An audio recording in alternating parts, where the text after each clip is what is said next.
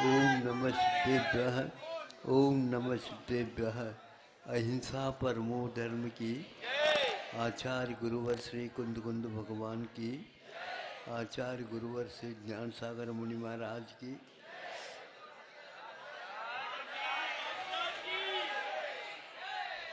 सुनो, संक्षेप से हम बताना चाहेंगे।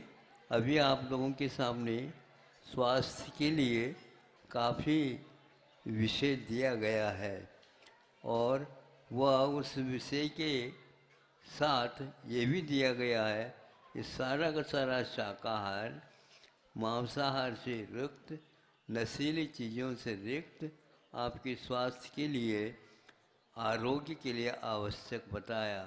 और इस आरोग्य मिलता है तो वैराग्य भी मिलता है। एक पंथ दो काज है। आरोग्य के द्वारा जो शरीर साधन है काय के लिए, धर्म ध्यान के लिए, वह ठीक रहता है और जो कुछ भी आप काम करना चाहते हैं उसके लिए योग्य कार्य करना प्रारंभ करता है। उसके साथ साथ मन भी एक प्रकार से शुद्ध होता है, उसका भी पोषण हो जाता है, उसका सदुपयोग करने के लिए अवसर प्राप्त होता है कि वनस्पति भी एक प्रकार से आपके लिए सहायक होते हैं। इससे ये अर्थ निकलता है कि आप लोगों के आरोग्य और वैराग्य दोनों के लिए वनस्पति का एक, जो कि पेड़ों का रख रखाव अथवा उनका अच्छे ढंग से पोषण करना, यह भी एक प्रकार से आप लोगों के धर्म ध्यान में कारण होता है। ध्यान की साधन जहाँ कहीं भी हम करना चाहते हैं करते हैं, वह एक प्रकार से नदी किनारे हैं, बाग बगीचा में है, शुद्ध हवा है जहाँ पर से बहती रहती है, इस प्रकार का वातावरण बनता है। सूर्य प्रकाश भी जहाँ से जमीन प्रासुक कर देता है, ऐसे ऐसे स्थानों में आप करते हैं तो आपका मन, वचन और काय तीनों में संशोधन हो जाता है। इसलिए आचार्यों ने ये कहा है कि आप शाकाहार के साथ साथ एक और ध्यान रखें कि वह भोजन रात में यदि नहीं लेते हैं तो बहुत कुछ आपके लिए आरोग्य मिल ही जाता है। और एक प्रकार से रात में नहीं, चारों प्रकार का यदि आहार करते हैं तो फिर कहना ही क्या। अपने आप ही 12 घंटे का विश्राम मिलता है और कोई भी श्रम करता है तो उसके लिए विश्राम भी आवश्यक होता है। आप दिन भर चलते रहते हो, इसलिए उसके लिए विश्राम के लिए 12 घंटा दे दो तो अपने आप ही वह चर्वण ठीक हो जाएगा। इतना ही नहीं, आपके स्वास्थ्य के लिए वृक्ष कैसे काम करते हैं तो बता रहे हैं। नीम का वृक्ष है, यदि आपके आंगन में, बारी में, वह अनेक प्रकार के वृक्ष होते हैं जो दिन में और रात में आपके लिए योग्य वायु का वह प्रबंधन करते रहते हैं।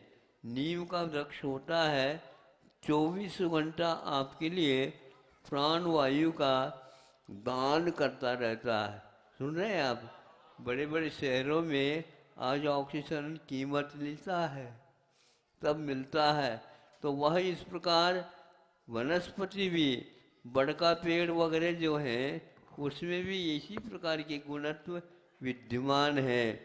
और फलदार वृक्षों के लिए भी आचार्यों ने कहा है, जहाँ क्षेत्र वगैरह का निर्माण करते हैं, जहाँ पर मंदिरों का जो है निर्माण होता है, वहाँ पर फलदार वृक्षों का यदि आप आरोपण करते हैं तो उससे हमेशा हमेशा वहाँ का पर्यावरण दूषण जो है दूर हो जाता है और आपके लिए वहाँ पर मन लगता है।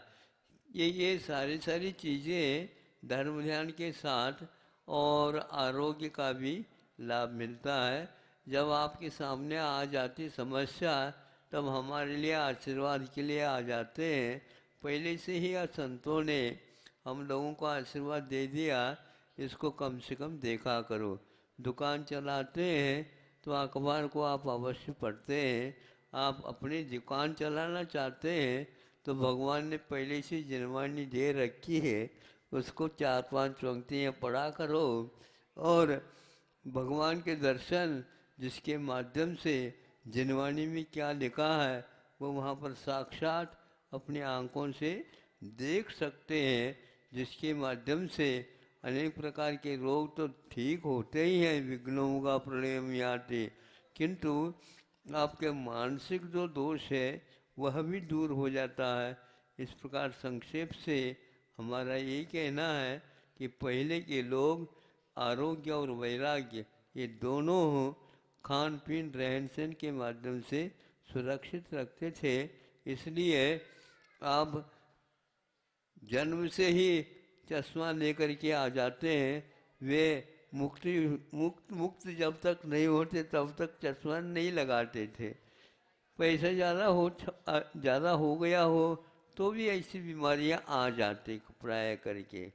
इसलिए आप अपने अर्थ का उपार्जन करते हैं, उसका अपव्यय नहीं करना, ये भी धर्म ध्यान माना जाता है, समझे।